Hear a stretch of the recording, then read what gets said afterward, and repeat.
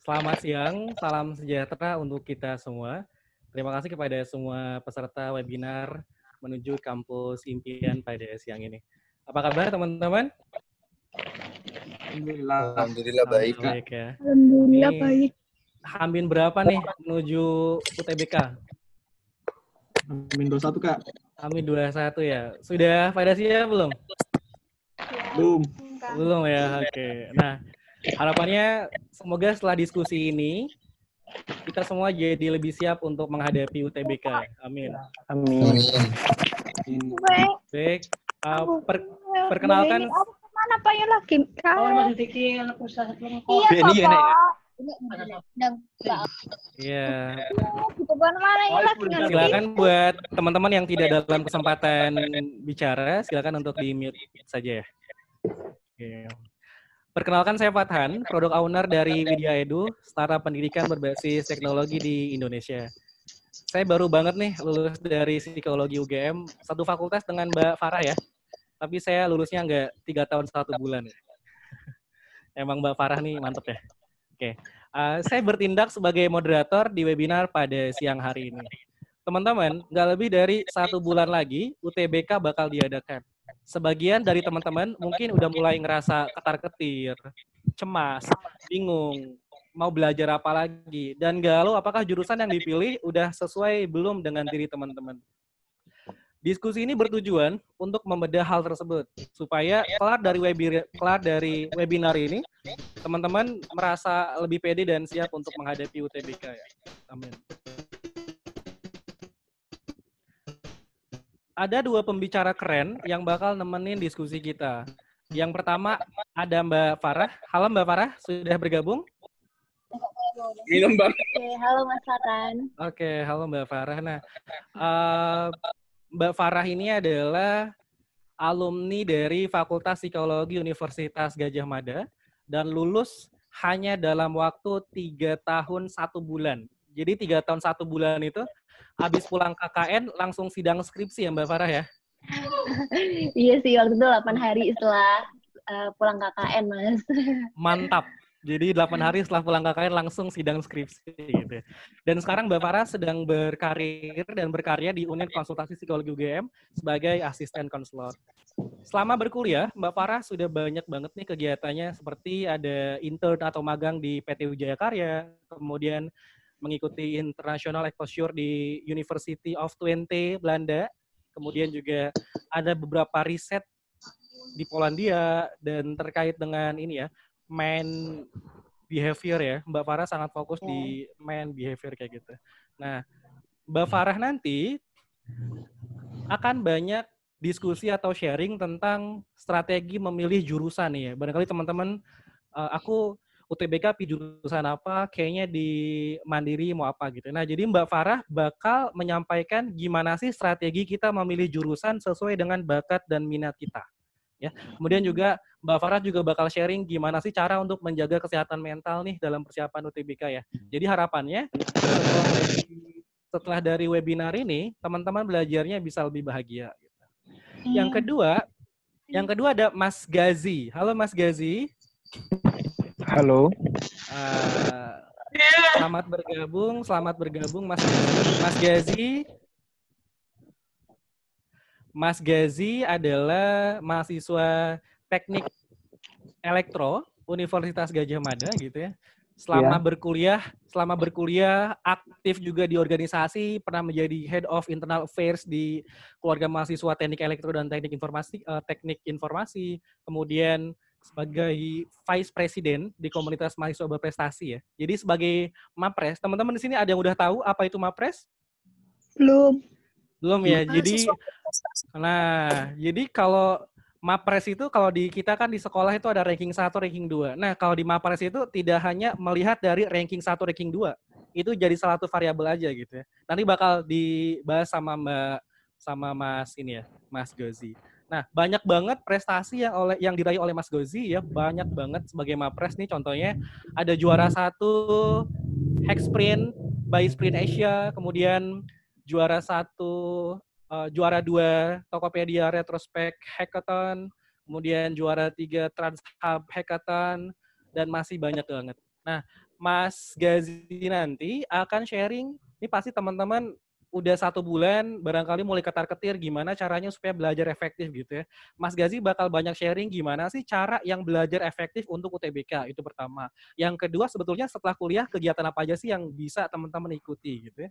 Oke, tanpa panjang lebar kita akan langsung mulai diskusinya, tapi sebelumnya itu saya akan menyampaikan aturan atau rules webinar supaya webinar atau diskusi kita jadi lebih efektif dan ini ya, dan menarik ya.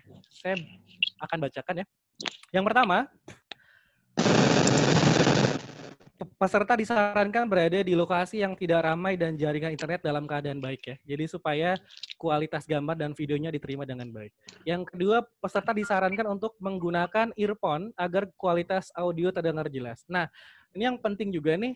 Poin ketiga adalah selama diskusi berlangsung, peserta menonaktifkan fitur mikrofon dan menjaga kondusivitas. Jadi harapannya ketika teman-teman tidak sedang dalam kesempatan berbicara, itu silakan mikrofonnya di-mute gitu ya, atau dinonaktifkan. Kemudian yang keempat, nanti ada sesi pertanyaan. Nah, silakan buat teman-teman yang ingin bertanya di akhir diskusi, silakan untuk menekan menu raise hand ya. Di handphonenya ada menu raise hand. Nah, itu silakan nanti diklik, nanti oleh moderator akan dipilih 2 sampai 4 penanya yang akan diberi kesempatan untuk bertanya secara langsung gitu ya. Oke, mungkin itu dari saya. Teman-teman sepakat dengan rules-nya? Oke, kalau udah enggak ini jadi sudah di-mute ya suaranya ya. Oke, kita mulai aja nih. Dari materi pertama, oleh Mbak Farah akan menyampaikan materinya. Halo Mbak Farah. Halo Mas Fatan. Ya, ini lagi di... Kedengeran ya suara aku ya? Ya, kedengeran. Ini lagi di rumah, di kos, atau di mana nih? Lagi di rumah aja. Lagi di rumah, oke. Kayaknya sangat produktif ya. Oke. Nah, monggo Mbak Farah bisa langsung dimulai materinya, silahkan. Oke, halo selamat siang teman-teman semua. Jadi sebelumnya perkenalan dulu ya, karena kalau misalnya kata pepatah itu tak kenal maka tak sayang, jadi kita lebih baik buat kenalan dulu. Jadi seperti yang udah dibilangin Mas Fatan tadi, perkenalkan nama saya Farah Nadifa Azarin. Teman-teman di sini bisa dipanggil Farah atau bisa kalau lebih akrabnya bisa dipanggil Sasa. Jadi sebelumnya salam kenal buat teman-teman dari Widya Edu ini. Dan selanjutnya buat Mas Fatan, saya bisa diberikan izin untuk di screen sharing atau dari tim Widya Edu. Oh ya, sebentar ya Mbak ya.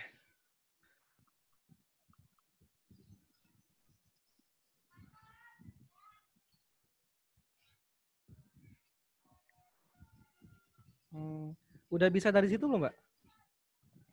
Ini belum bisa di-share screen. Oh iya.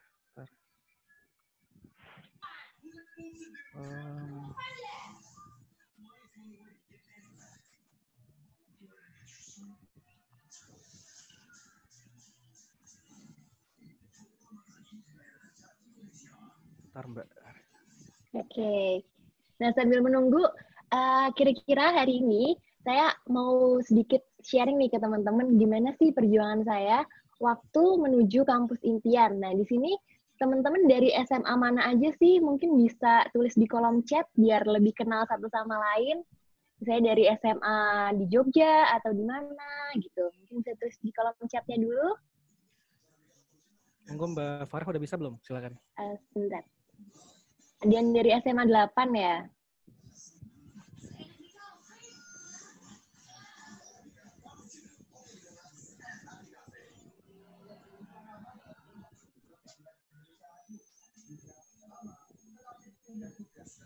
Oke, udah bisa kelihatan belum ya Mas ya? Sudah. Oke. Nah ini kelihatan ya? Bisa dilihat? Kelihatan Mbak Farah. Oke. Nah, jadi hari ini teman-teman, saya pengen banget mengajak teman-teman untuk membuat roadmap to your future life gitu. Jadi bukan cuma tentang gimana sih sukses UTBK, gimana sih buat masuk ke kampus impian, tapi mempersiapkan teman-teman setelah lulus kuliah mau jadi apa juga. Mungkin sekarang buat teman-teman yang masih SMA, kerasanya, wah jauh banget Kak, masih mau masuk kampus mana aja masih bingung. Nah, tapi justru ini kayak one step ahead buat teman-teman supaya bisa mencapai kesuksesan gitu. Ini juga sebenarnya rahasia kenapa saya bisa selesai kuliah dalam waktu 3 tahun aja gitu teman-teman. Nah, untuk yang pertama, saya mungkin memperkenalkan diri dulu. Tadi sudah dikenalkan, nama saya Farah Nadifa Zarin. Kemudian saya dari Universitas Gadjah Mada, mengambil jurusannya psikologi. Nah, di sini teman-teman yang mau masuk UGM ada berapa orang sih? Mungkin bisa kasih reaction dulu, mungkin tangan, tepuk tangan, atau raise hand gitu. Bayani, ada banyak ya yang mau masuk UGM. Wah, ada banyak banget nih yang langsung menunjukkan reaction-nya. Nah, sekarang saya mau flashback dulu nih. Sebelum saya ada di psikologi UGM, saya waktu itu sama kayak teman-teman, saya merupakan anak SMA. Waktu itu saya lulus tahun 2015. Saya lulus dari salah satu SMA di Indonesia, namanya Taruna Nusantara, di daerah Magelang. Nah, saat itu saya lulus, saya bingung nih mau masuk jurusan apa. Saya waktu itu pengennya jadi dokter. Saya nggak ada pemikiran yang lainnya, saya nggak ada gambaran mau jadi apa sih selain jadi dokter, gitu. Dan saya cuma coba jadi dokter aja. Tapi ternyata teman-teman, buat masuk ke dokteran itu nggak gampang. Ada banyak lika-likunya. Saya sampai gagal itu sampai 10 kali ada teman-teman. Saya coba di macam-macam, SBM, SNM, UMPTN, IUP. Pokoknya saya coba semua yang jurusannya kedokteran. Saya bahkan sampai keluar kota juga. Tapi saya nggak cari jurusan yang lain gitu. Emang orang tua saya menyarankan buat masuk jurusan yang yang lain, tapi saya kayak kekeh gitu teman-teman. Saya pengennya jadi dokter, ya udah saya coba kedokteran. Nah, ternyata di sini saya dikasih satu kesempatan istimewa nih kalau bisa disebut gitu. Saya ternyata saya gagal nih teman-teman. Sampai akhirnya saya harus pilihan terakhir saya waktu itu saya coba di salah satu universitas swasta yang ada di Jogja karena saya domisilinya di Jogja. Waktu itu saya pilihnya 2 jurusan. Saya pilih kedokteran dan saya pilih psikologi nih. Nah, ternyata saya lulusnya psikologi. Dan mau nggak mau saya akhirnya coba dulu lah masuk di situ. Nah, akhirnya saya tahun 2015, setelah lulus itu saya di UII dulu teman-teman. Saya kuliah kurang lebih 2 semester, 1 tahun saya belajar di situ. Nah, gimana sih caranya saya bisa bertahan? Itu bukan kampus impian saya, itu bukan jurusan impian saya, tapi saya mencoba di situ untuk belajar. Dan justru dari kegagalan itu saya belajar banyak teman-teman. Salah satunya saya bisa pakai hijab sekarang, terus juga saya belajar untuk lebih menerima, lebih bersyukur, lebih sabar. Dan ternyata teman-teman, kalau misalnya quotes banyak yang bilang nih, kegagalan itu adalah keberhasilan yang tertunda. Ternyata itu benar-benar saya rasain sendiri teman-teman. Sampai akhirnya 1 tahun kemudian, saya coba lagi teman-teman. Itu saya sebenarnya saya modal nekat. Saya penasaran aja. Saya pengen menantang diri saya gitu. Memang di UI itu saya udah nyaman lah kalau ibaratnya dibilang.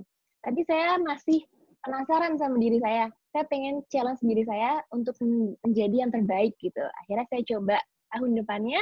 Saya coba masuk di UGM. Waktu itu saya benar-benar modal nekat teman-teman. Tapi satu hal yang saya pelajarin dari kuliah sebelumnya dari psikologi itu bahwa kalau di sini saya yakin teman-teman pasti udah persiapan buat UTBK itu pasti udah disiapin lah, udah tryout, ikut bimbel, udah macam-macam. Tapi sebenarnya teman-teman ada satu hal yang teman-teman biasanya lupain, yaitu mental gitu. Karena saya kan background-nya psikologi nih teman-teman. Jadi saya belajar ternyata kalau kita mau mencapai kesuksesan, kita harus belajar menguatkan mental kita, teman-teman. Kita di situ, jadi pengalaman saya untuk tes di UGM itu, saya mencoba untuk percaya diri. Saya harus confidence sih, teman-teman. Walaupun saya waktu itu background-nya kan dari SMA TN itu yang sangat-sangat nasionalis ya, teman-teman. Nggak ada internasionalnya. Dan saya nekat mendaftar di IUP waktu itu, di internasional. Waktu itu tesnya ada wawancaranya, ada LGD-nya, TPA-nya model bahasa Inggris. Saya benar-benar nggak tahu gitu, tapi saya yakin saya bisa percaya diri kalau saya bisa gitu teman-teman. Sampai akhirnya saya melewati lika-liku banyak sekali perjuangan di perkuliahan. Saya yakin Mas Fatan dan teman-teman Widya Edu juga pasti merasakan gimana struggle-nya kuliah gitu, sampai akhirnya dari kegagalan itu saya belajar. Kalau saya punya tujuan, saya yakin kalau saya bisa. Saya membuat life journey saya sendiri, kira-kira ke depannya mau seperti apa. Saya bisa lulus dalam waktu 3 tahun 1 bulan aja, teman-teman. Itu bukan waktu yang gampang, bukan tiba-tiba langsung instan terjadi gitu. Tapi itu dimulai dari awal. Jadi teman-teman harus dari awal membuat life journey teman-teman masing-masing. Memang life journey saya sih masih panjang ya teman-teman, apalagi kalau habis lulus kuliah tuh pasti lebih berat lagi gitu. Tapi saya yakin pengalaman saya yang sebelumnya itu bisa bermanfaat buat teman-teman semua di sini, apalagi yang yang lagi di tahap bingung banget nih UTBK gimana, udah H-7 juga kan ya teman-teman. Nah, dan saya yakin kalau misalnya teman-teman belajar dari orang yang pernah mengalami kegagalan, teman-teman nggak akan pernah merasakan kegagalan tersebut karena teman-teman udah tahu nih celah-celahnya seperti apa gitu. Nah, sekarang saya pengen lebih tahu nih ke teman-teman, jurusan apa sih yang sebenarnya teman-teman pengen gitu. Bisa coba ditulis di kolom chatnya mungkin teman-teman pengen jurusan apa aja.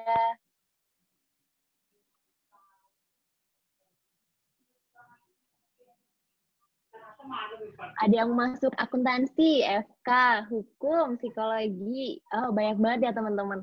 Ini kayaknya macam-macam nih, mau jurusannya beragam nih.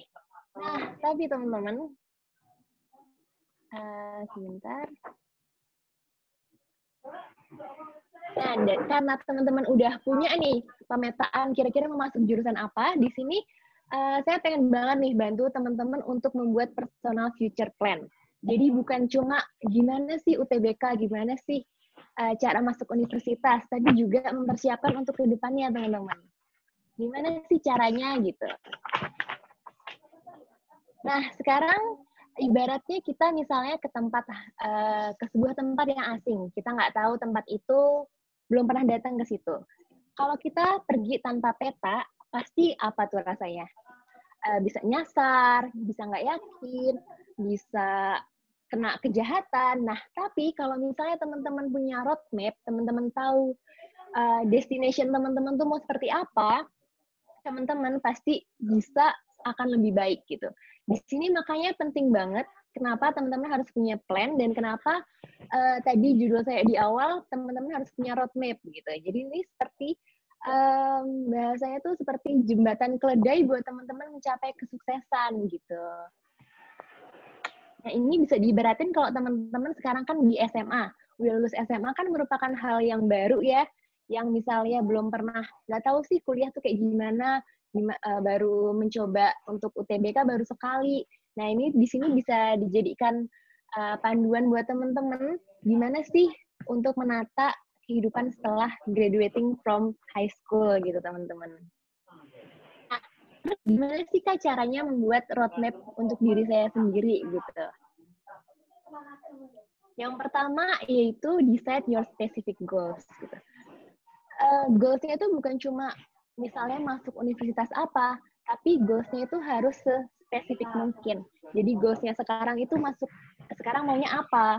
Terus juga goals 3 bulan lagi itu mau masuk apa, mau masuk mana?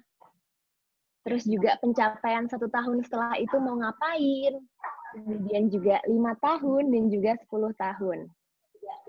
Jadi goals yang dibuat itu harus spesifik mungkin teman-teman. Kenapa sih harus spesifik? Karena ketika teman-teman nanti demotivasi, misalnya motivasinya jadi kurang, teman-teman tahu kalau teman-teman punya tujuan dan teman-teman yakin buat mencapai kesuksesan tersebut gitu. Nah, yang kedua selain itu adalah self discovery, yaitu mencari lebih memahami diri sendiri. Kenapa sih memahami diri sendiri itu penting gitu? Jadi kata kuncinya adalah mencari jati diri. Di sini teman-teman sebenarnya simple aja, bisa menanyakan 3 hal dengan menanyakan what, apa sih motivasiku masuk universitas X misalnya, apa sih hobiku, apa sih kesukaanku, apa sih kekuatanku, apa sih kelemahanku, apa sih jurusan yang cocok buat aku gitu. Nah, kalau teman-teman udah tahu what-nya apa, itu pasti teman-teman bisa ada arahan atau ada pandangan kira-kira mau jadi apa ke depannya. Kalau teman-teman basicnya buat aja nggak tahu, teman-teman di sini pernah nggak dengar kalau misalnya ada yang salah jurusan? Nah itu sebenarnya kalau kita tarik garis itu simple teman-teman, karena mereka belum tahu dasar, mereka nggak self discovery diri mereka sendiri gitu. Makanya di sini penting banget teman-teman untuk memahami diri sendiri. Nah yang kedua adalah who. Sebenarnya siapa sih diri saya? Siapa sih role model saya? Di sini teman-teman harus tahu teman-teman tuh seperti apa gitu. Jadi mengenali diri sendiri. Kemudian yang ketiga adalah how. Teman-teman bisa riset nih. Risetnya tuh be aktif untuk mencari cara gimana sih cara biar lolos di Universitas X, misalnya tadi di UGM atau di Unpad atau di UI.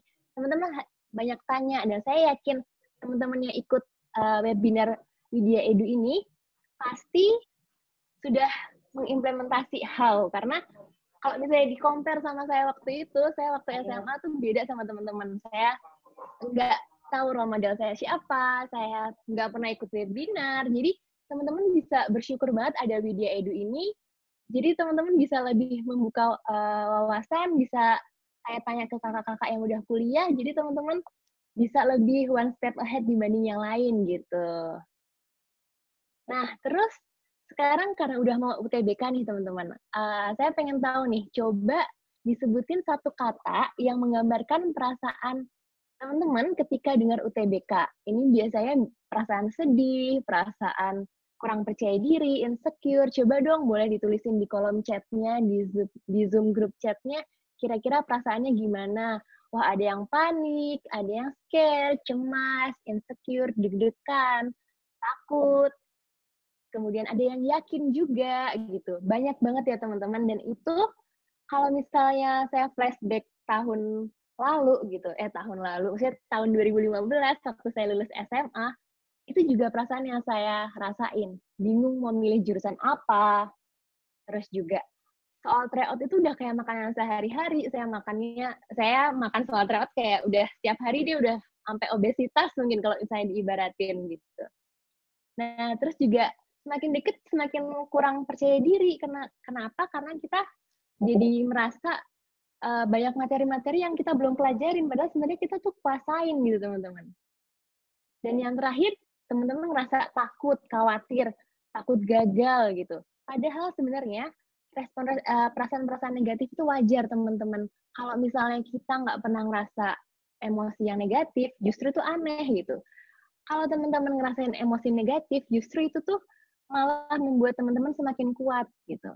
Saya yakin teman-teman di sini pasti udah mempersiapkan UTBK, tapi ada satu hal tadi yang belum dipersiapkan, yaitu mental, teman-teman. Saya yakin kalau teman-teman percaya diri, yakin pasti bisa lolos ke universitas yang diinginkan gitu. Nah, caranya gimana sih gitu? Dengan caranya ada forces mental toughness gitu, teman-teman. Jadi ada 4C yang harus atau wajib teman-teman pakai buat diri teman-teman sendiri gitu. Apa sih 4C itu? Yang pertama yaitu kontrol. Jadi teman-teman harus sadar bahwa emosi dan tujuan hidup itu kita sendiri yang atur. Tadi misalnya yang rasa sedih, yang rasa deg-degan, itu tuh sebenarnya bisa teman-teman atur gitu. Kemudian kalau misalnya teman-teman tadi buat tujuan hidup, teman-teman bisa mengontrol kedua hal itu. Kenapa sih itu penting? Karena kalau teman-teman nggak bisa mengontrol diri, pasti deh, walaupun persiapannya udah kuat, tapi nggak ada rasa percaya diri, pasti teman-teman bisa down gitu. Nah, yang kedua apa sih gitu? Yang kedua yaitu komitmen. Teman-teman harus komit dengan tujuan itu. Dan jangan lupa buat konsisten dalam mencapai tujuan tersebut. Nah, yang ketiga, teman-teman harus, selain tadi kontrol dan komitmen, teman-teman juga harus challenge diri teman-teman. Kayak tadi misalnya saya udah punya universitas sebelumnya yang saya gap year 1 tahun, tapi saya nggak mau cuma seperti itu aja. Jadi saya harus mengalahkan personal best dari diri saya. Jadi saya challenge diri saya se-challenge mungkin gitu. Kalau misalnya saya menaruh mimpi itu setinggi mungkin. Jadi kalau misalnya saya jatuhnya tuh di antara langit-langit bintang-bintang gitu teman-teman. Nah, cara satu kata kuncinya apa sih? jangan pernah takut gagal sebelum mencoba, karena kita nggak akan tahu apa yang terjadi ke depannya. Jadi setiap ada kesempatan, teman-teman harus coba. Itu yang saya selalu coba ke diri saya. Kalau ada kesempatan, saya coba dulu. Toh ntar hasilnya apa, ya itu ke depannya. Yang penting saya udah pernah coba dan itu jadi sebuah pelajaran. Gitu. Nah, yang keempat itu adalah confidence. Nah, teman-teman harus percaya kalau misalnya teman-teman itu mampu. Teman-teman harus yakin kalau teman-teman bisa masuk Universitas X, kayak masuk UGM gitu. Dan jangan ragu sama diri teman-teman sendiri. Nggak usah membandingkan dengan yang lain gitu. Karena teman-teman punya kelebihannya masing-masing gitu. Jadi harus percaya diri dan harus yakin sama diri sendiri. Karena teman-teman percaya nggak percaya, tapi ini ada suatu quotes, kalau misalnya you are what you think and what you think you are. Jadi apa yang teman-teman pikirkan itu menggambarkan teman-teman sendiri gitu. Jadi teman-teman harus mengarahkan pemikiran yang positif. Kalau tadi ada perasaan insecure, takut, nervous, itu harus teman-teman kontrol gitu. Dan teman-teman harus men-challenge diri teman-teman untuk mencapai sebuah kesuksesan. Nah, ini saya percaya quotes ini, we may not control the outcome, but we can control the process. Nah, teman-teman, kita nggak pernah tahu gimana sih hasil kedepannya. Yang kita tahu sekarang adalah prosesnya. Teman-teman bisa mengontrol prosesnya, dan saya yakin kalau misalnya teman-teman udah bekerja keras, teman-teman mempersiapkan UTBK dari lama, teman-teman punya 4C tadi, teman-teman pasti bisa sukses dan berhasil untuk sukses di UTBK. Dan yang terakhir, jangan pernah takut gagal untuk mencoba, karena apabila teman-teman gagal, itu merupakan satu hal yang baik, dan teman-teman yakin kalau itu adalah keberhasilan yang tertunda gitu. Saya yakin banget, dan saya ada di sini hari ini, karena saya juga pengen teman-teman, kalau misalnya pernah gagal dari misalnya SNMPTN, jangan pernah takut untuk gagal lagi gitu. Teman-teman, just be the best version of yourself, karena kalau teman-teman percaya diri dan punya 4C tadi, teman-teman pasti bisa untuk selalu sukses. Jadi sekian dari saya Farah Nadifa Azarin. Kalau nanti misalnya ada pertanyaan atau mau pembahasan lagi, nanti bisa di session question and answer ya, Mas Fatan ya? Atau juga bisa mungkin menyapa saya lewat Instagram atau email gitu, teman-teman. Untuk selanjutnya mungkin saya langsung kasih aja ke Mas Fatan ya. Oh iya, siap Mbak Farah.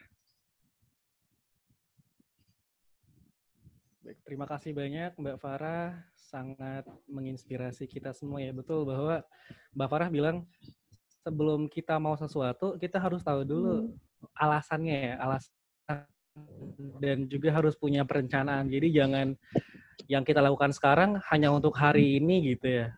Itu kan tidak baik gitu ya. Juga tadi Mbak Farah juga kasih tips gimana caranya untuk menjaga mental toughness gitu ya. Dan tadi juga yang terakhir sangat menarik ya, bahwa kita nggak bisa mengontrol proses ya, tapi kita bisa kebalik ya. Kita nggak bisa mengontrol hasil, tapi kita bisa mengontrol proses. Okay. Proses, benar banget. Berikutnya kita langsung, terima kasih Mbak Farah, luar biasa. Nanti kalau yang mau tanya ditampung dulu, kita bakal ada sesi tanya jawab di akhir diskusi.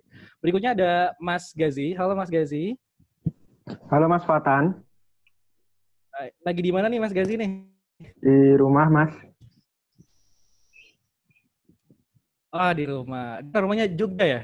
Ya, aku dari Jogja. Oh, dari Jogja. Mantap. Ya, monggo Mas Gazi, ini bisa langsung aja nih, dijawab kekhawatiran dari teman-teman perihal ini ya, cara yang efektif itu kayak gimana. Silakan Mas Gazi. Oke, Mas Fatan bisa tolong bantu share screen-nya? Oh iya, siap. Thank you, Mas. Sudah? Udah bisa kok, ya. Oke. Ya, Assalamualaikum warahmatullahi wabarakatuh. Selamat siang teman-teman. Perkenalkan, nama saya Hibatul Gazi. Bisa di next, Mas. Nah, saya tuh sekarang masih mahasiswa sebenarnya. Teknik Elektro Angkatan 2016. Kebetulan, alhamdulillah terpilih menjadi mahasiswa berprestasi utama UGM tahun 2019. Nah, tadi aku juga udah lihat sih, ada banyak banget teman-teman. Ini kayaknya dari macam-macam ya, nggak cuma dari daerah Jogja Jateng, tapi ada yang dari jauh-jauh juga. Ada yang dari Tasikmalaya, terus tadi aku udah lihat banyak. Next, Mas.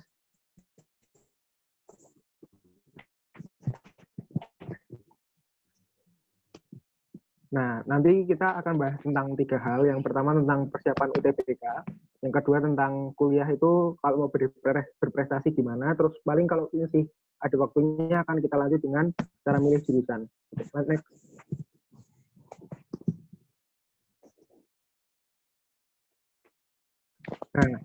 Nah, ini kan banyak ya yang peserta UTBK tuh karena gagal SNMPTN.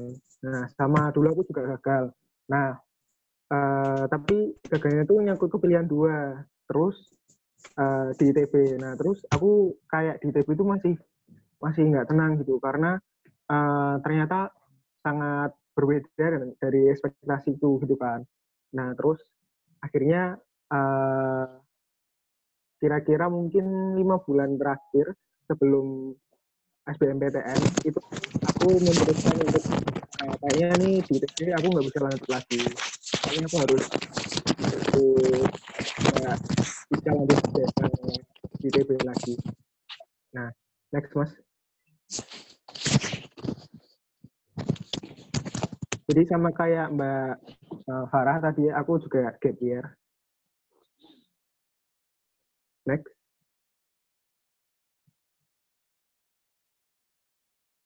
Nah, ini aku dulu ikut 4 tes. Yang pertama USM STAN. Nah, ini aku nggak keterima. Terus kalau dulu itu ada yang namanya beasiswa UTP. Beasiswa UTP itu University Teknologi Petronas. Nah, tapi juga nggak keterima. Terus akhirnya aku daftar di UM sama SBMPTN. Nah, jadi aku valid nih, aku juga pejuang UTBK, tapi zaman dulu yang namanya SBMPTN. Oke, next. Nah, lanjut. Ini langsung ke tips-tips aja ya. Nah, jadi dulu kan karena aku mepet persiapannya, terus aku juga sambil kuliah di ITB, artinya kan persiapan waktuku ini sangat-sangat singkat. Jadi aku harus sebisa mungkin cari strategi yang paling cepat buat belajar. Nah, ini apa yang aku akan ceritakan itu yang aku lakuin sih. Jadi hampir bisa dibilang kalau di tempatku ini ya berjalan dengan baik, tapi nanti bisa dicocokin lagi sama preferensi teman-teman. Kira-kira pakai cara ini bisa atau enggak gitu. Nah, yang pertama nih aku kalau belajar atau kan ada buku latihan soal sama soal-soal dari internet. Nah itu karena waktunya mepet, aku buka soal, terus langsung buka pembahasan, terus aku baca soal, misalnya ini kayak ada soal PG matematika gitu, langsung aku lihat pembahasan, terus itu selama 2 paket itu aku baca, tapi nggak cuma baca doang, tapi juga dipahami. Kalau udah paham, udah 2 paket gitu, aku langsung ngerjain lagi. Nah, karena tadi sebelumnya udah tahu caranya dan udah tahu konsepnya, itu ngerjainnya jadi lebih lancar dan sekaligus ingat. Nah, tapi kalau misalnya pas ngerjain itu aku lupa atau pas ngerjain itu salah jawabannya, nah itu aku kasih tanda terus nanti next time dipelajarin lagi. Jadi aku kayak intinya adalah baca soal langsung jawaban terus dipahami, baca soal jawaban. Jadi akan semakin banyak tipe-tipe soal dan jumlah soal yang aku pelajarin. Soalnya kalau aku ngeliat dari teman-temanku tuh dia belajar, terus dia belajarnya tuh latihan soal. Nah, kalau menurutku latihan soal tuh kayak terlalu memakan waktu yang lama. Jadi kalau aku langsung soal ya jawaban, terus tak tutup, terus aku ngerjain lagi. Kalau aku udah bisa berarti lanjut. Next. Nah ya ini wajib banget ya. Semakin banyak soal akan semakin terlatih, terutama buat matematika. Bagi teman-teman yang susah matematika, aku dulu juga susah banget. Satu-satunya cara untuk bisa matematika itu adalah dengan latihan soal, nggak ada cara lain. Ini wajib banget latihan soal. Lanjut.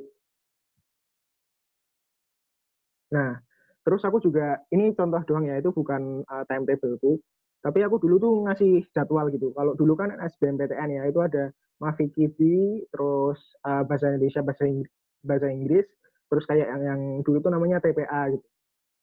Nah, itu aku sehari itu aku bagi dua, yang session TPA sama session Mafikidi. Nah, itu dibagi-bagi. Jadi kayak hari ini harus selesai apa, terus hari besok harus selesai apa, hari ini harus selesai pakai soal yang mana, yang besok pakai soal yang mana gitu. Nah, dengan metode belajar yang sama yang kayak yang tadi. Lanjut. Jadi harus tertata gitu, harus tertarget dan terjadwal. Karena itu adalah komitmen yang harus dilalui agar dapat hasil yang kita inginkan. Nah, terus habis itu aku tuh suka bikin ini perkembangan. Jadi kalau ini aku kasih contoh aja ya. Nah, kalau misalnya di biologi itu ada bab-bab kayak masalah morfologi hewan, morfologi tumbuhan, sel, terus organ tubuh, terus klasifikasi makhluk hidup. Nah, itu nanti kalau misalnya aku pernah salah di bab itu atau di tipe soal tertentu, itu aku kasih tanda. Jadi kayak ada benchmarking gitu. Kalau kalian pernah main game, itu kan kalian pernah lihat kayak akurasi, power, terus apa ya, konsistensi, efisiensi. Nah, itu kan ada benchmark nilainya gitu kan.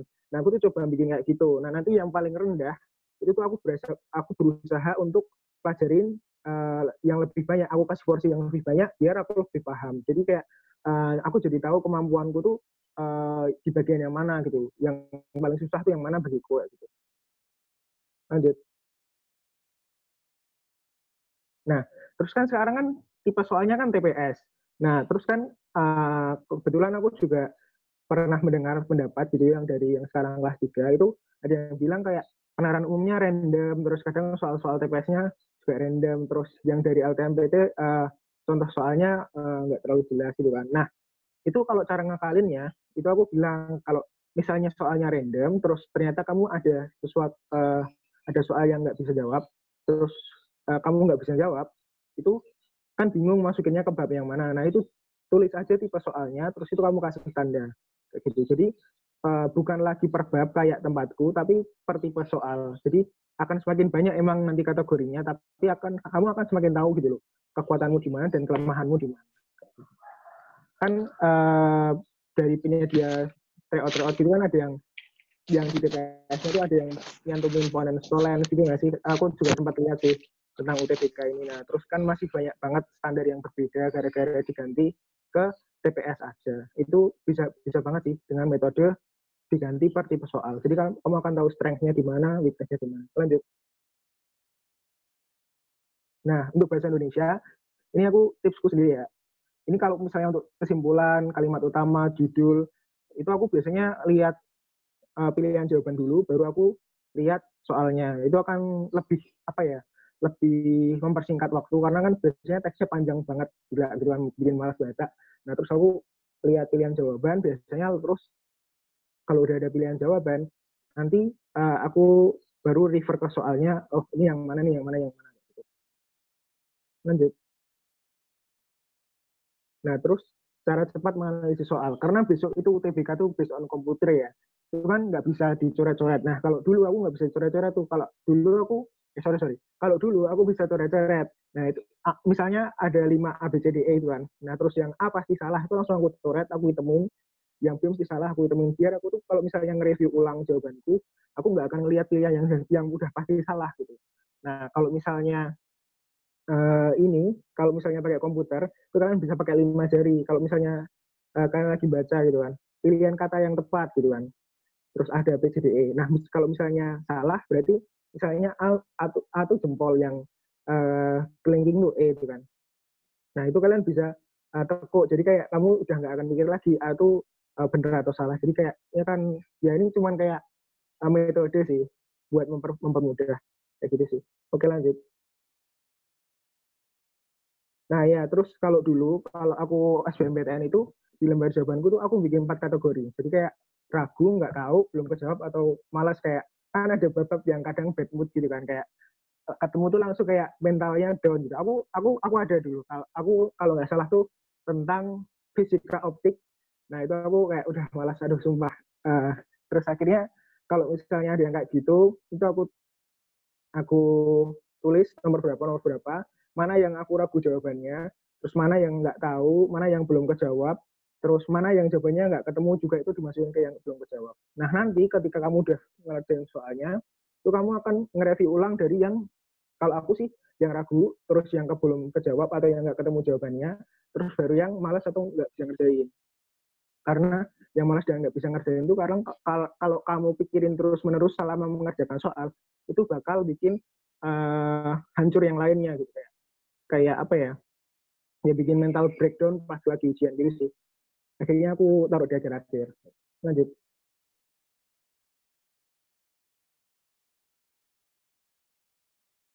Oh ya, ini kalian pasti pernah lihat video-video tutorial di internet kan, kayak dari mungkin sebut provider ada Zenius, Ruang Guru, mungkin kalau yang kuliah Udemy dan lain-lain gitu kan. Nah, pernah nggak sih kalau kalian pas lihat, aku dulu kalau lihat kayak gini kayak ngantuk banget gitu kan.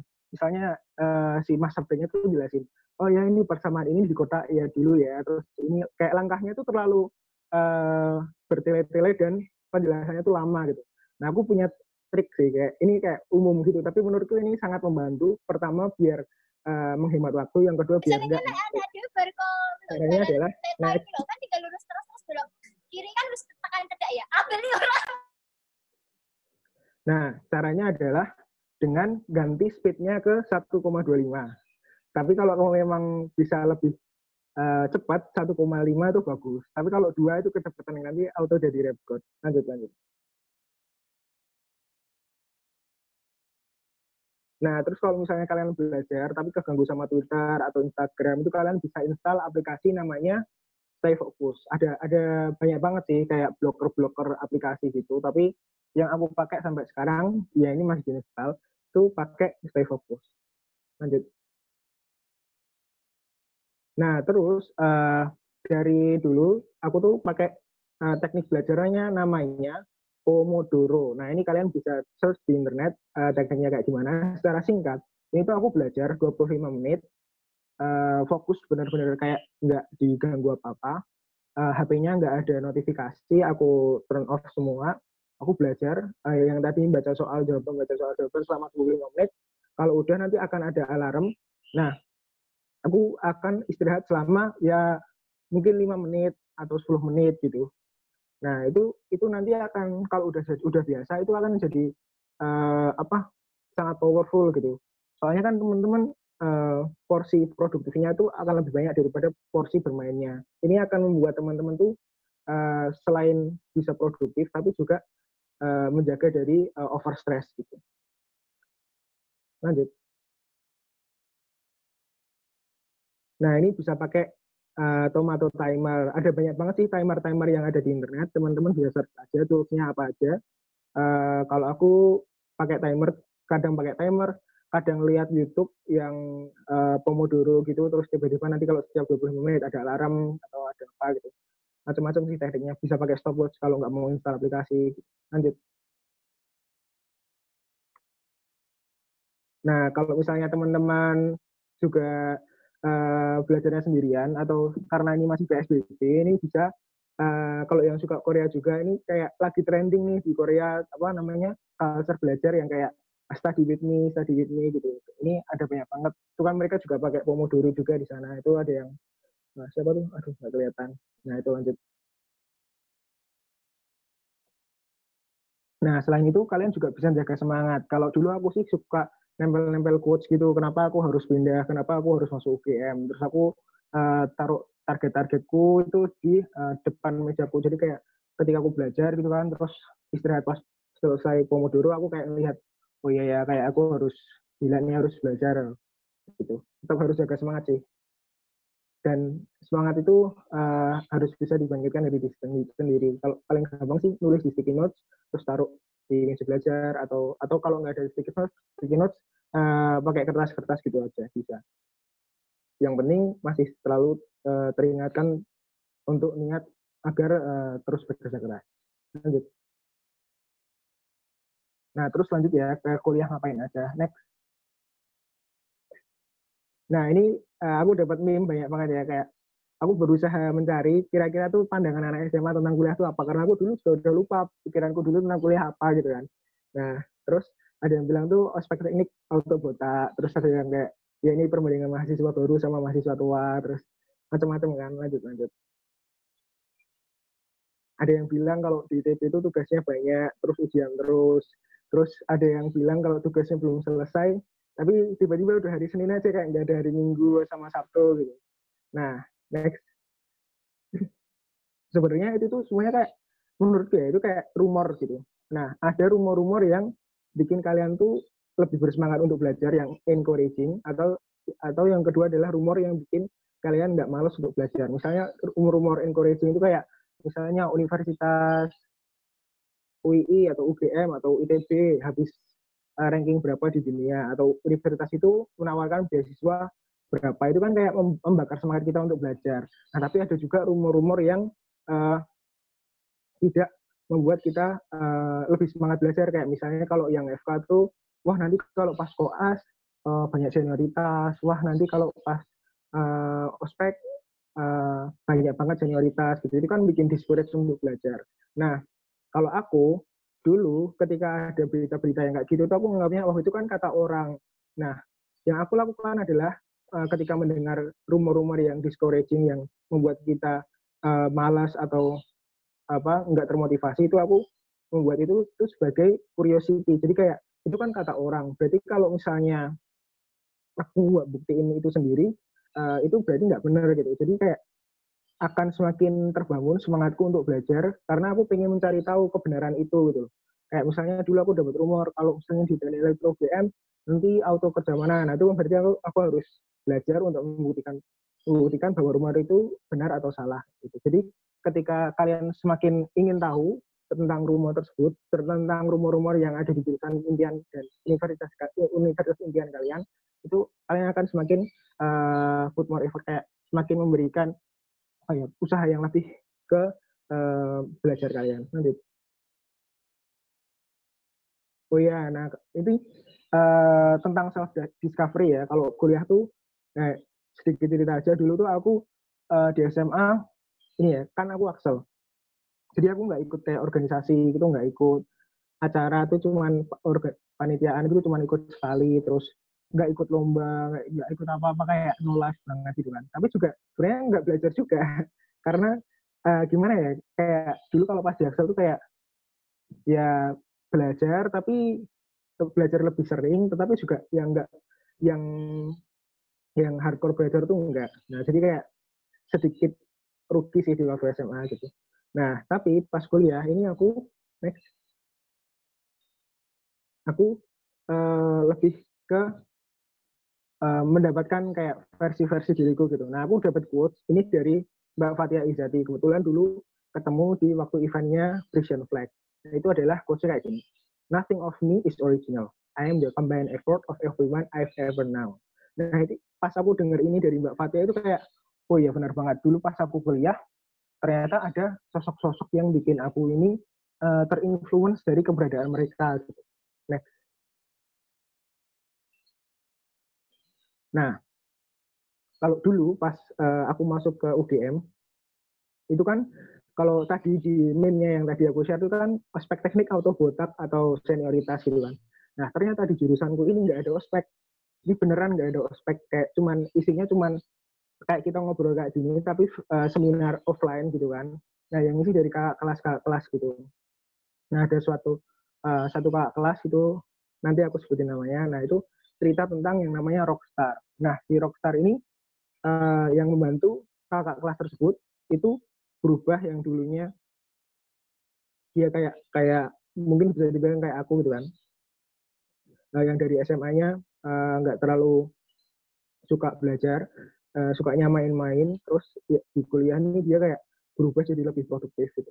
Nah, jadi Rockstar itu adalah bukan kayak Steve Jobs atau Maudy Ayunda gitu ya. Kalau kita kan biasa idolamu siapa, kayak Steve Jobs atau Maudy Ayunda yang suka ujian, tadi aku lihat di chat. Nah, terus itu kan kalau kata masnya dulu yang ngospek gitu, nah itu kan terlalu jauh dari kita, kayak kita tuh nggak akan tahu gimana keseharian dia, gimana perilaku dia yang bisa kita tiru agar kita tuh bisa dapat di posisi mereka. Nah, rockstar ini adalah next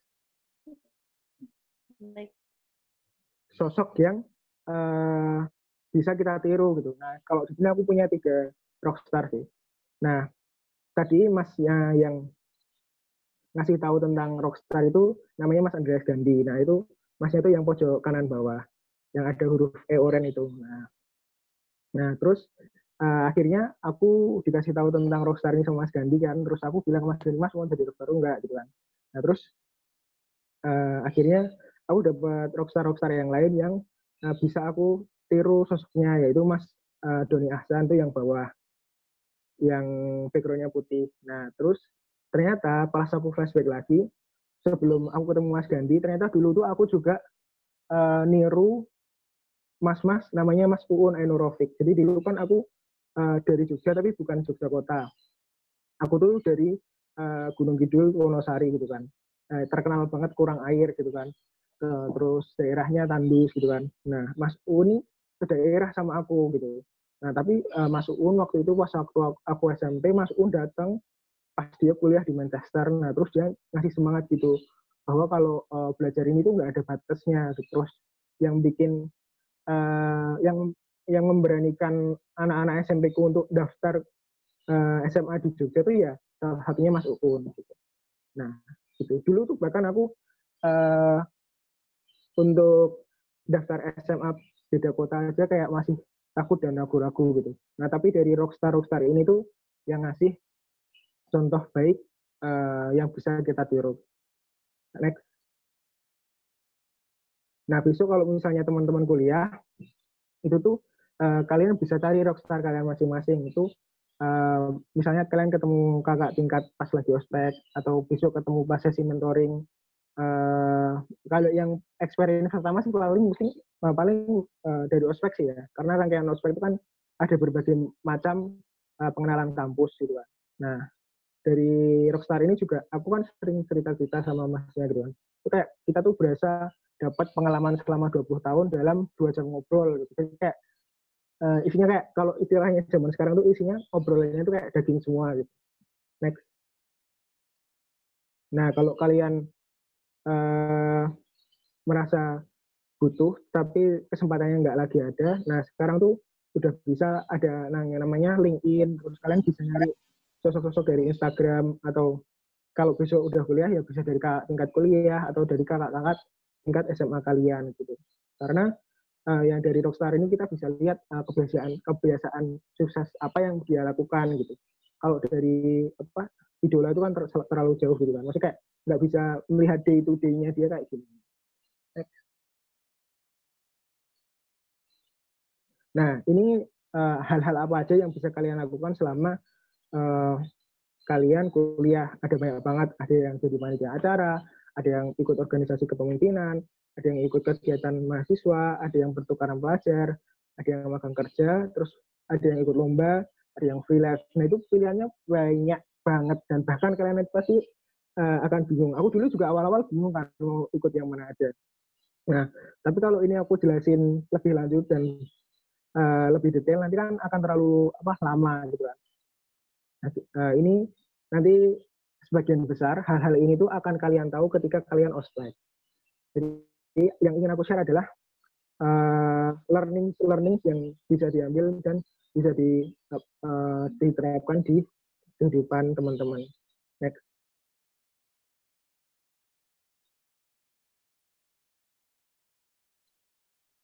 Ya, ini, jadi apa yang aku pelajarin ini, good things takes time. Kecuali kalian Rafathar, gitu kan.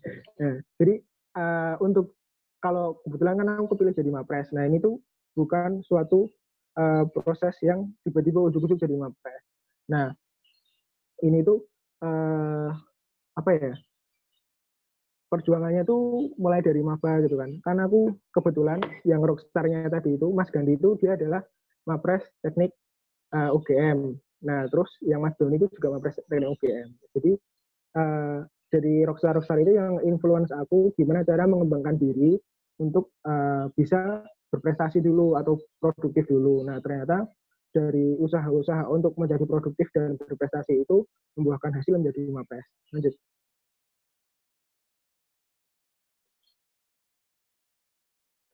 Nah, terus proses-prosesnya itu juga bukan proses yang wah ini Mas Gazi kayak sekali usaha tiba-tiba dapat hasil terus hasilnya bagus-bagus terus-terusan gitu. Enggak, sebenarnya enggak kayak gitu ceritanya. Jadi kalau mungkin orang-orang tuh melihat dari luarnya aja ya, tapi dari dalamnya tuh perjuangannya tuh berat banget. Aku tuh selama 4 tahun kuliah, tahun pertama tuh nggak pernah menang lomba, tapi yang aku ikutin banyak banget karena kan aku ngikut saran dari masnya yang tadi kan. Nah, itu nggak ada yang menang, kayak nggak ada yang finalis saja nggak ada. Nah terus di tahun kedua itu juga nggak ada, baru tahun kedua menuju tahun ketiga baru ada satu. Nah tiba-tiba alhamdulillahnya alhamdulillahnya karena berusaha terus-terusan, nah, apa ya nggak pernah apa namanya, aku tuh nggak pernah lelah buat mencoba. Akhirnya di tahun 2018 tuh kayak alhamdulillah kayak tembus banyak banget gitu, menang ini. Tapi di 2016 sama 2017-nya tuh nggak pernah menang gitu. Ini bisa dilihat buktinya itu kan. Kayak semuanya tuh hampir semuanya 2018 ya, karena mungkin rezekinya di 2018. Tapi untuk bisa seperti menang-menang itu juga memerlukan perjuangan dari 2016 ke 2017. Kayak dulu mungkin kalau pas lomba itu kayak proposalnya masih jelek, penulisan katanya masih jelek, presentasinya masih nggak bisa. Karena dulu kan aku berangkat dari orang yang benar-benar apa ya, introvert mungkin, atau mungkin apa ya, kayak ngomong aja kayak susah gitu kan. Takut untuk opininya didengarkan orang lain. Nah, tapi dari proses itu aku belajar tanya-tanya, ngelihat orang presentasi gitu. Akhirnya alhamdulillah lambat laun improve, terus di 2018 dapat beberapa prestasi gitu. Lanjut.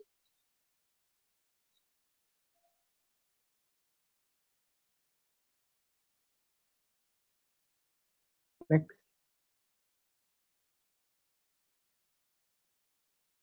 Nah, ini kan untuk menjawab yang tadi ya, aku mau nambahin juga sih tentang cara memilih jurusan.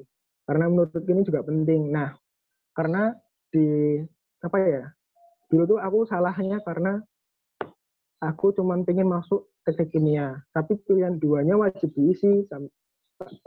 Itu kan perintah dari SMA kan, dulu aku nggak tahu. Ternyata belum rezekinya di pilihan 1 dan kelempar di pilihan 2. Tapi ternyata itu sangat bertolak belakang gitu. Nah terus dan akhirnya aku galau, benar-benar galau selama 1 tahun dan baru memutuskan yang tadi aku ceritakan. Nah kalau teman-teman udah pernah baca buku namanya Ikigai, aku saranin teman-teman ini apa ya, belajar dari bukunya ini untuk menentukan pilihan hidup. Next. Nah tapi karena waktunya udah mepet dan kira-kira kayak terlalu malas juga kan baca buku. Nah, kalian bisa lihat di Instagramnya Alexandro Ruby. Tulisannya FELLEXANDRO. Nah, itu dia punya highlight story banyak banget tentang passion, tentang ikigai, kayak gitu. Nah, kalau dari Mas Alexandro ini, dia menentukan pilihan hidup itu dari apa yang dia suka, apa yang dia butuh, terus apa yang dia bagus ngerjainnya, sama bagaimana dia dihargai oleh orang. Itu apa yang dibilang oleh Ikigai. Nah, next.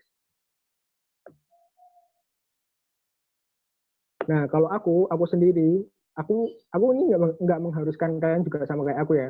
Kalau aku tuh punya versi Ikigai upgrade. Nah, upgrade-nya itu apa sih? Karena kalau menurutku, aku sendiri dari keempat ini yang apa yang aku suka, what are you good at, itu kayak apa yang aku bagus, terus apa yang aku butuh, sama apa yang aku ingin dapat. Nah, itu tuh kalau di aku sendiri, keempat ini itu porsinya tuh nggak sama gitu. Yang aku butuhkan itu ternyata nggak sama gitu. Mungkin aku akan lebih memprioritaskan apa yang aku suka, apa yang aku bagus, apa yang aku suka. Nah jadi kalau aku sih mikirnya Ikigai Upgrade itu ngasih portion sesuai dengan apa yang ada di diri kalian. Kalau misalnya aku lebih banyak portion yang bagian kuning daripada yang pink, hijau sama biru gitu sih. Kalau yang di buku itu kan kayak ya sebisa mungkin balance gitu kan. Tapi kalau kayak aku sendiri aja kebutuhannya nggak yang balance gitu. Aku lebih suka yang kuning. Next.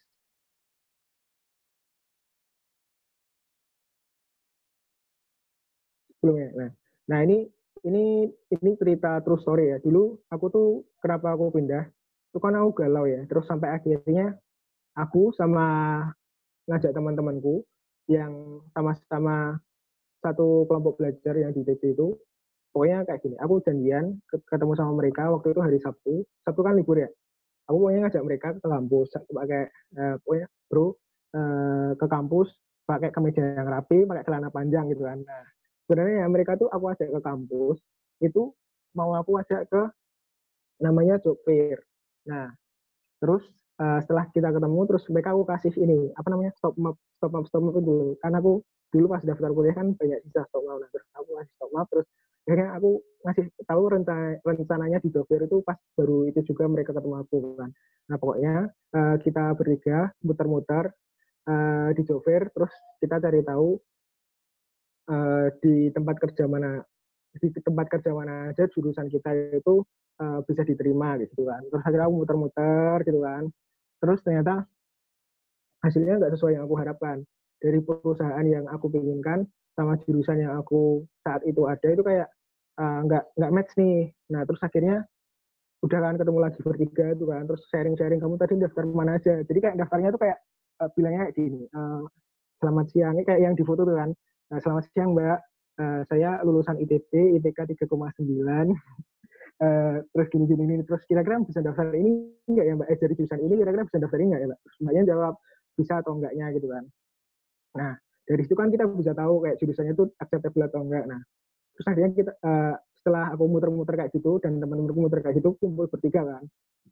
Nah, akhirnya dari jawaban ketiga teman itu aku kompilasi, terus aku sendiri itu kayak kurang satisfied. Nah, akhirnya aku kemejanya aku ganti baju, terus aku muter lagi tapi ngaku dari jurusan yang beda. Jadi kan itu job expo-nya itu kan kayak ratusan, kayak bahkan ribuan yang datang gitu kan. Jadi kan mbaknya juga lupa gitu. Nah, akhirnya aku datang, misalnya dulu aku nyoba kayak Mbak, saya lulusan ITB jurusan teknik perminyakan, bisa apply ke L'Oreal enggak gitu. Nah, akhirnya aku nyoba banyak banget. Nah, akhirnya aku kayaknya waktu itu sudah menentukan beberapa target perusahaan. Nah, terus akhirnya yaudah ini kayaknya kalau misalnya dengan kondisi saat ini, aku nggak akan bisa nih masuk ke sana. Terus akhirnya aku memutuskan untuk pindah. Itu yang itu aku tadi bilang kayak mungkin preferensi tiap orang tuh berbeda-beda. Ada yang dia lebih pengen di tempat yang apa yang dia bisa. Ada yang dia lebih pengen di tempat yang dia pengen mendapatkan lebih dari segi mungkin salary atau job progression kayak gitu-gitu. Next. Nah, mungkin kalau sekarang waktunya terlalu mepet ya bagi teman-teman. Nah, itu kalau niruin kayak gitu kan juga sudah nggak mungkin, kayak terlalu mepet, dan corona ini kan nggak ada job expo. Nah, kalian bisa searching kalau yang pengen nyocokin jurusan sama pekerjaan itu bisa lewat LinkedIn.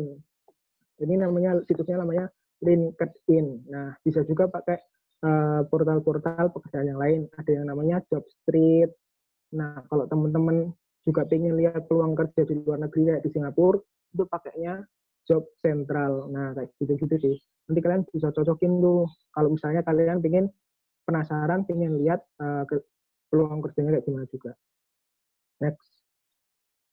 Jadi nggak harus datang ke expo. Sekarang udah teknologinya udah mutakhir.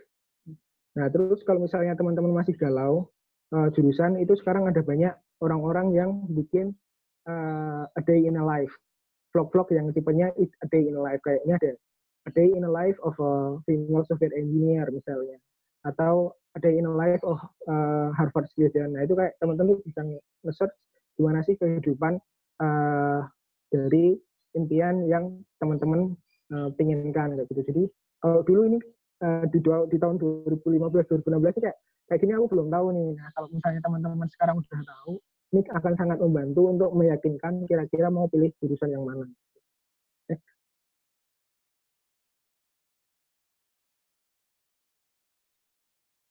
Nah, terus selain YouTube, ada juga podcast. Salah satu yang bagus tuh, yang aku saranin namanya 30 Days of Lunch. Nah, itu teman-teman bisa cari di Spotify, podcast kayak gitu. Misalnya 30 Days of Lunch itu dia banyak juga bahas tentang karir, bahas juga tentang ikigai yang di-share sama Mas Alexandro Rufi tadi. Aku tahunya juga dari podcast ini. Kalau dari aku, materinya cukup itu aja. Terima kasih. Saya kembalikan ke Mas Fatan. Terima kasih Mas Gezi. Tepuk tangan teman-teman, keren sekali. Tadi Mas Gezi sudah banyak cerita ya. Yang paling penting tadi ini ya, pertama kayak analisis soal, gimana caranya supaya ngerjain soal tapi efektif ya gitu. Kemudian yang berikutnya, ya semua hal itu proses. Kalau kamu pengen jadi sesuatu, ya butuh proses. Kecuali kamu Rafathar ya. Jadi cita-citaku mau jadi Rafathar atau Gempi gitu. Ya. Ya kalau itu jangan salahin dirimu, itu salahin orang tua ya. Jangan. Nah, kemudian tadi juga penting untuk punya rockstar ya. Kayak siapa sih yang jadi role model kamu yang itu bisa bikin kita lebih semangat dalam mengejar cita-cita kita ya. Dan juga tadi juga sempat diskusi tentang ikigai, kayak apa yang menggerakkan kita untuk belajar dari hal. Kayaknya banyak banget dari teman-teman yang mau bertanya, kayaknya di kepalanya ini pertanyaan gitu ya. Silahkan banget buat yang mau bertanya bisa raise hand di Zoom, nanti kita pilih untuk Devina yang pertama. Dan Agde ya, sudah 2 pertanyaan dulu, jadi kita utamakan melalui tanya langsung ya. Boleh dinyalakan kameranya ataupun kalau nggak berkenan suaranya juga nggak apa-apa. Silakan untuk pertanyaan pertama dari Devina. Silakan Devina. Selamat siang Kak. Aku mau nanya nih. Ya boleh kenalan dulu mungkin Devina dari mana, kemudian kira-kira targetnya mau kemana gitu. Ya, aku Devina Pertilianti dari SMK Perbankan Nasional Jakarta. Target sih pengen masuk di Sekolah Tinggi Akuntansi Negara. Amin. Ya, amin Kak. Mau tahu dong Kak tips bisa kuliah tepat waktu, kalau bisa pulang kayak tadi Kak Sarah 3 tahun 1 bulan itu gimana ya Kak? Oke, tadi tips entry kuliah 3 tahun 1 bulan ya untuk Mbak Farah ya. Iya. Oke, ada lagi? Sudah Kak, terima kasih. Sudah cukup, Mbak Devina? Sudah Kak. Oke, itu ya. Kemudian berikutnya dari Mbak Ag, silakan. Iya Mas, saya dari Mas ya, Mas Agde ya. Oke, maaf saya kira perempuan. Sorry. Silakan Mas Agde. Iya, saya dari SMA Negeri 2 Nganjuk. Dari rumah KKI jauh nggak? Hampir, oke. Hampir dekat ya, mantap. Iya. Oke, silakan. Ya. Pertanyaan saya tujukan pada Mas Gazi ya, Mas. Oke, Mas Gazi. Jadi pertanyaan saya itu bagaimana cara Mas Gazi itu mengatur prioritas waktu dan manajemen waktunya. Di sisi lain itu bagaimana menjaga asa dan komitmennya juga untuk ketepatan pembagian jadwal tersebut, Mas, agar dapat berprestasi. Oke, sudah cukup, Mas Agde? Oke, ini karena kita coba 1 atau 2 pertanyaan lagi ya. Dari Mbak Putri Angeli, silakan.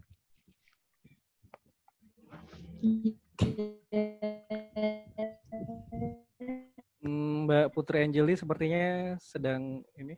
Coba ulangi lagi. Nggak bisa ya? Halo Mbak Putri, silakan. Boleh disampaikan pertanyaannya. Perkenalkan, nama saya Putri. Ya. Saya dari SMA 2 Meranggen. Yang saya mau tanyain itu dari pengalaman kakak-kakaknya, kan tahun ini kan TPS aja. Berapa sih skor yang aman buat masuk UGM? Dah itu. Oke. Baik, itu dulu mungkin ya. Tadi ada pertanyaan untuk Mbak Farah, kemudian untuk Mas Gazi, dan ini pertanyaan untuk Makasih. iya, dan ini yang terakhir pertanyaan untuk panitia UTBK kayaknya. Oke, tapi mungkin nanti boleh kalau misalkan Mbak Farah atau Mas Gazi mau menjawab. Mungkin dari Mbak Farah dulu, silakan Mbak Farah, boleh dijawab. Iya. Tadi untuk pertanyaannya dari Devina ya. Dari Devina. Iya. Kak Farah, gimana sih tipsnya bisa lulus 3 tahun 1 bulan? Itu sebenarnya perjalanannya sangat-sangat panjang ya kalau bisa diceritain Devina. Kalau saya aku flashback ke waktu awal-awal, jadi tadi waktu aku bilang di awal, aku nggak pernah melewatkan satu kesempatan apapun. Ketika dikasih kesempatan, aku pasti mencoba. Mau aku bisa atau enggak, yang penting dicoba dulu gitu. Jadi waktu itu aku ditawarin di semester 2 buat penelitian sama dosen. Waktu itu di sepantaran teman-teman aku, waktu semester 2 kuliah itu kan masih adaptasi lah kalau misalnya mahasiswa baru. Belum kepikiran mau lulus kayak gimana. Tapi aku coba aja. Toh pasti ada yang dipelajarin dari situ. Nah itu aku akhirnya mulai penelitian di awal. Dari semester 2, semester 3 itu udah mulai penelitian. Dan kebetulan penelitiannya kolaborasi sama universitas luar di Polandia itu. Nah jadinya udah ada bayangan ke depannya mau apa. Nah, kenapa juga tadi aku ngasih materinya tentang roadmap of your life gitu. Karena dari kegagalan itu aku belajar, aku harus buat roadmap hidup aku. Aku boleh gagal sekali, tapi jangan sampai ke depannya gagal lagi.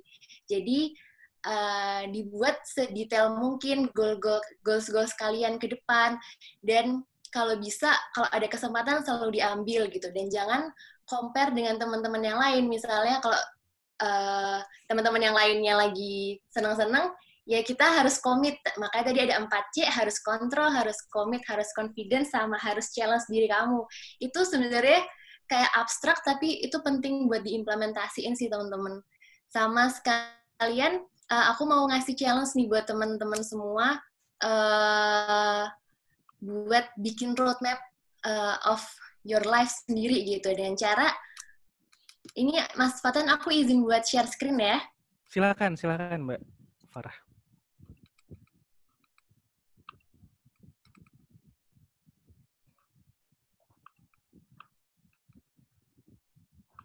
Sebentar, tunggu ya. Nah, ini aku mau ngajakin teman-teman nih buat men-challenge diri teman-teman. Karena tadi aku tipikalnya kalau ada kesempatan selalu dicoba, jadi aku berharap banget teman-teman di sini ketika dikasih challenge dari aku ataupun dari Widya Edu, teman-teman mau melakukan gitu. Ini simple aja challenge-nya, jadi teman-teman bisa buat roadmap sendiri. Teman-teman bikin make your own roadmap, apa sih goal teman-teman sekarang, 3 bulan, 1 tahun, 5 tahun, sama 10 tahun. Terus juga apa sih kelebihan teman-teman, apa sih jurusan yang pengen teman-teman inginkan, dan siapa sih role model aku. Ini yang benar-benar aku implementasiin ke diri aku sendiri. Kenapa aku bisa cepat? Karena aku dari awal aku selalu kayak self-discovery diri aku sendiri, dan jadi lebih tertata sih hidupnya teman-teman. Dan nanti kalau misalnya teman-teman udah bikin roadmap sendiri, bisa banget buat tag ke Instagram aku di farah.azarin dan juga Instagram Widya Edu. Nanti kalau ada roadmap yang paling menarik, bakal aku kasih giveaway nih Mas Fatan. Oh, nanti siap. Aku kirim ke teman-teman di sini nih. Kalau saya boleh ikutan nggak Mbak Farah? Saya boleh ikutan nggak? Boleh sih Mas, tapi boleh, sepertinya siap. lebih profesional ya. Oh iya, siap. Silakan teman-teman nanti boleh diikuti ya challenge-nya. Mungkin segitu buat Devina, apakah sudah cukup menjawab untuk jawabannya? Sudah sepertinya Mbak Farah. Jadi makasih ya Kak Sarah. Iya. Kemudian pertanyaan kedua tadi Mbak Farah mau ikut dijawab kira-kira. Untuk pertanyaan kedua tadi yang skor UTBK minimal itu UTBK-nya pertanyaannya ke saya kurang panitia tahu. UTBK ya. Harusnya nanya ke panitia UTBK. Ke panitia UTBK ya. Oke. Cuman memang mungkin ini apa namanya, sebetulnya apa sih yang lebih penting daripada skor UTBK itu apa sih? Maksudnya yang lebih penting dari itu apa sih sebetulnya? Dalam proses menuju kita persiapan gitu. Yang 4C tadi sih yang 4C, menurut ya. aku benar harus diimplementasiin ke teman-teman yang barusan lulus SMA ini sih, dan cari siapa sih role modelnya tadi kayak yang Mas Gazi bilang. Mas Gazi pengen jadi 3 orang itu, misalnya, atau lebih dari 3 orang itu. Jadi lebih terasa motivasinya tuh lebih ada gitu, Mas. Oke, jadi 4C tadi itu control, commitment, challenge, dan confident. Iya, benar. Mantap. Terima kasih Mbak Farah. Berikutnya langsung dijawab oleh Mas Gazi. Untuk pertanyaan dari Mas Agde tadi, silakan.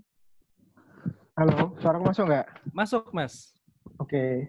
Terima kasih Ade dari Nganjuk ya? Iya, Nganjuk. Ya.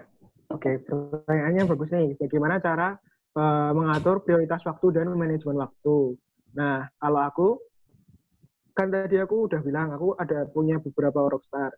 Nah, aku ceritain aja ya, kalau rockstarku yang Mas Doni itu, dia itu kayak benar-benar dari SMP, SMA itu dia emang orang yang rajin belajar gitu kan. Nah, terus kalau aku ngikutin kayak Mas Doni itu terlalu susah buatku, karena aku harus mengganti habitku 180 derajat gitu kan. Maksudnya kayak benar-benar tiap malam nge-review pelajaran gitu-gitu kan. Nah, kalau Mas Gandhi itu yang agak kurang lebih cocok sih, nanti aku ceritain. Nah, terus ada juga yang namanya Mas Alwan Hafiz. Nah, Mas Alwan Hafiz tuh dulu aku juga kenal dan sempat ngobrol juga. Itu tuh tipe belajarnya juga nggak cocok juga buat aku gitu kan. Nah, kalau tipenya Mas Alwan itu dia belajar sendiri sih. Nah, sedangkan aku nggak bisa belajar sendiri. Aku tuh harus bareng sama teman-teman karena aku sukanya main gitu kan. Nah, bagaimana cara mengatur aku mengatur waktu. Nah, ini kan challenge-nya yang ada di tempatku nih, selain aku kuliah, aku lomba, aku tuh juga jualan ikan dulu dari 2016 sampai 2018 aku jualan ikan lohan. Nah, terus aku juga masih sering mainnya tuh main online sama offline sama-sama kuatnya. Kalau online aku main Mobile Legends. Nah, udah 5.000 match. Nah, terus itu gimana sih cara ngatur waktunya? Kalau aku itu kan kalau ini kasusku dan ketika aku di UGM ya. Jadi kalau di UGM itu, Pak ya mabar, ada yang ngajak mabar. Akunku barusan aku